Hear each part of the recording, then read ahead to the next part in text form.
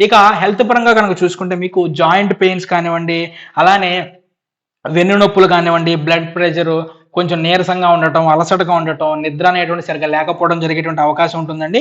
So, ఖచ్చితంగా కూడా మీరు దీనికి సంబంధించిన రెమెడీస్ కనుక చూసుకుంటే, మీరు ఓవరాల్‌గా చెప్పాలంటే ఫుడ్ అనేటువంటిది లైట్ ఫుడ్‌గా తీసుకోండి. మీ ఫుడ్‌లో ఎక్కువగా గ్రీన్ కలర్ వెజిటబుల్స్, ఆకుకూరలు, అలానే ఫ్రూట్స్ అనేటువంటివి ఎక్కువగా ఉండేటట్టు చూసుకోండి.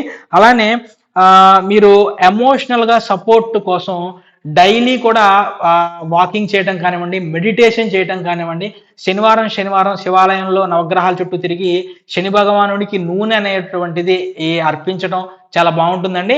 అలానే శనివారం రోజు నెలలో ఒక్కసారైనా సరే ఈ సంవత్సరం మొత్తం కూడా బ్లాక్ కలర్ దుప్పటి కానివ్వండి, బ్లాక్ కలర్ కంబళి అంటాం కదా! కంబళి కానివ్వండి, గుడి దగ్గర ఉండేటువంటి వాళ్ళకి వికలాంగులకి కానివ్వండి, లేదంటే అడుక్కునేటువంటి వాళ్ళు, భిక్షాటన చేసేటువంటి వాళ్ళు ఎవరైతే ఉన్నారో వాళ్ళు కానివ్వండి, పేదలకు కానివ్వండి దానం చేయటం, నల్ల గొడుగుల్లాంటివి ఇవ్వటం, లేదంటే చెప్పులనేటువంటి వాళ్ళకి ఇవ్వటం కూడా చాలా అంటే చాలా పాజిటివ్‌గా ఉంటుందండి.